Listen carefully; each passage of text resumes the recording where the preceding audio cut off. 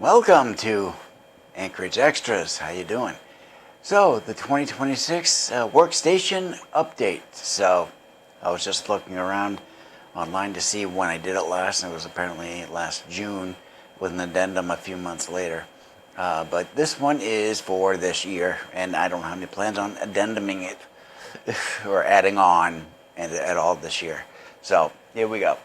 We'll start at the top. Way up at the top, we got the top shelf. Well, we've got my clock, bank clock with the last U.S. silver. There's tons of last U.S. silver bank clocks out there. Got my pineapple light. Now, when that's turned on, it actually gives you the colors of a pineapple. So you've got the green at the top, and then you've got like a yellow down at the bottom. That's nice. So I've got my my grandfather's electrical insulator, which goes on to a utility pole from those days, way back when. They're still out there, but that's a very antique one, and they're very common, and they're everywhere. And let's see, I've got my crystal ball. I had bought that for $200 back in the mid '90s from Franklin Mint, I believe it's called, and then I've got coins for, they're commemorative coins. There's 3 of them for my region. This is it because it was 3 towns. Today it's 3 towns, but way back in the day, they were 1 town. And those are to commemorate those. And they're on top of a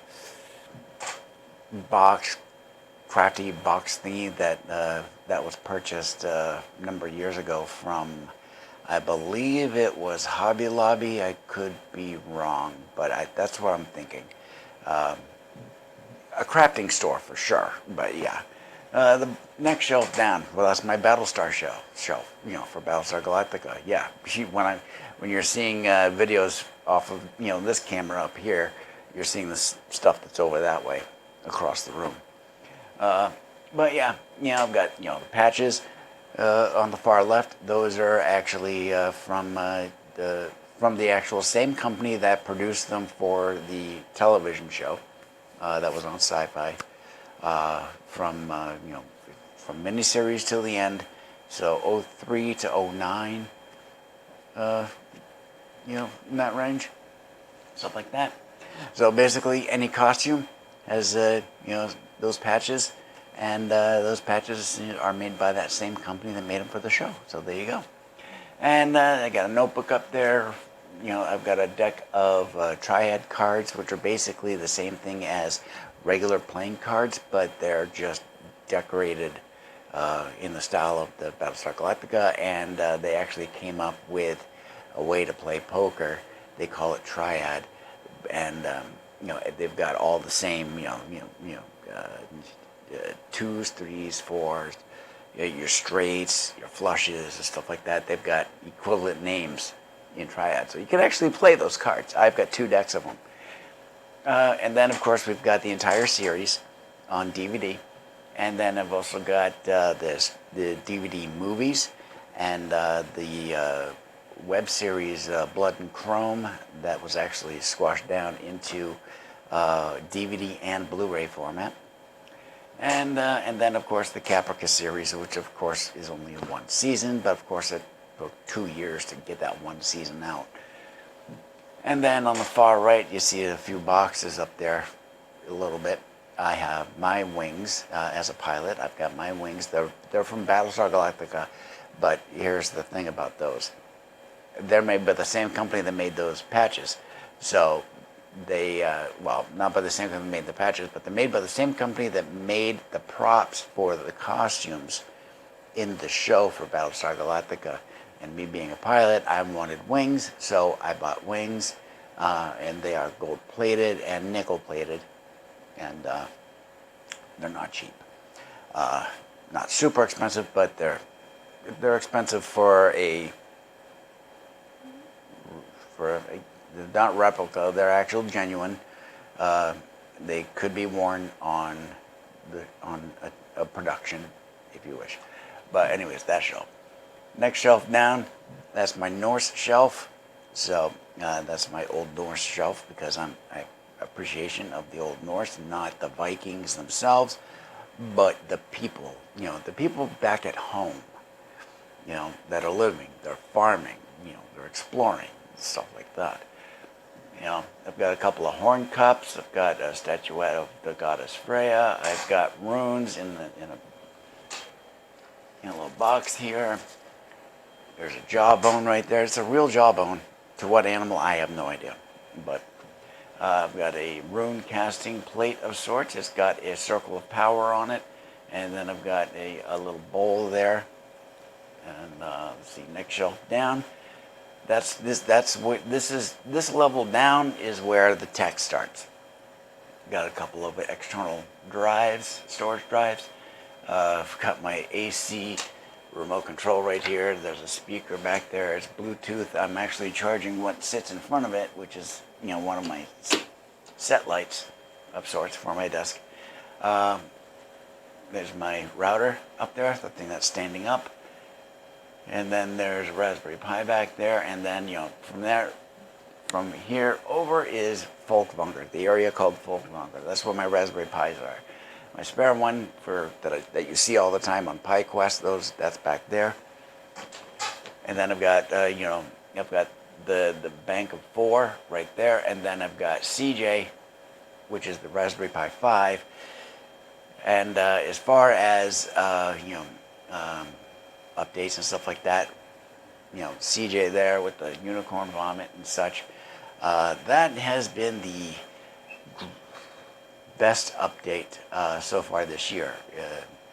Right off the bat, it was donated to this channel by Mythos, one of my associates with Switch to Linux, and I just recently got a full build of Nextcloud using Nextcloud Pi on it. See the previous video regarding that. And that's what you see on this monitor right here.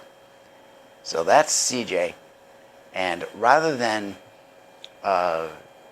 using Nextcloud on a server that belongs to somebody else, and just for the sake of example, I support and I do some volunteer testing work for Disroot, and I've got Nextcloud instances there. They have an Nextcloud instance, but they're in Netherlands. They're way over on the other side of the Atlantic, south there in Europe. Rather than me having to use theirs, I connect them there. I'm in New Hampshire in the States. Instead of connecting all the way across the ocean to their server there, I'm connecting this right there. So there we go. The main monitor has my Element application up. It's for Matrix. It's displaying the Switch to Linux chat right now, and I keep that up all day. I just watch that. So the next major update is below this shelf. So that would be the regarding the recent video regarding the monitor arms. Well, the arm, but it's dual monitor arm. It's standing right there, and I've got those, and as we can see, well, you can't see it all that great because you're way over there. You're about 6 feet away. And I'm using the wide angle filter on the camera so that we could see more. You can actually see the TV over there. That's the clock that's on it. And all the desk space, I have recovered so much desk space because the bases to these monitors have been removed. And they are now sitting on the arm, and it's holding them up suspended above the desk. And I've regained a whole lot of this space. And then down here, nothing's changed down here. There's Solaria. That's my Linux box. That's what's driving both of these right now. This is my Windows 10 box, which is strictly just used for video editing at this point. And it's only ever on when I'm going to be doing video editing. That is slated to become a Linux Debian Edition machine, but I'm thinking what I might end up doing is turning this into a dual boot of LMDE and of for Windows as well. But not having both operating systems on the same drive, I'll keep them on separate drives to keep the computer, the hardware, the control of it completely separate. I was thinking about making a virtual machine for Windows, but I may not end up doing that. Don't quote me on it, but I still have to think about it. I'm not in any hurry, so Windows 10 works just fine right now. I've got it rigged up so that I don't have to worry about a whole lot of stuff, and yeah, it's just there, and I know it works, so, it's like, I can work with it. Even after this year's extension for the extended security updates, stuff like that. Yeah, it ends this year, but I've got it rigged up in such a way that I don't really have to worry about it, because I don't go out on the internet, even though it is internet connected. I'm much less of a threat than anything else. So, that is pretty much the update. If you want to see the desk a little better, okay, why don't I do that real quick?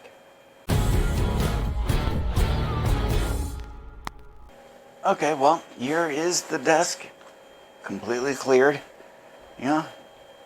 Keyboard, mouse, my water, sound bar, and monitor 1, monitor 2. There's my USB hub. And because I got those bases to those monitors out of there, I regained all of that acreage at that point. And I call it acreage because the bases take up a whole lot of space. I mean, I would effectively, with those bases there, I would effectively only have up to here in usable desk space. But take those out, and we get all of that space back. I can put stuff back here now if I wish. I can move these around as I wish. And it works out pretty well. So there you go.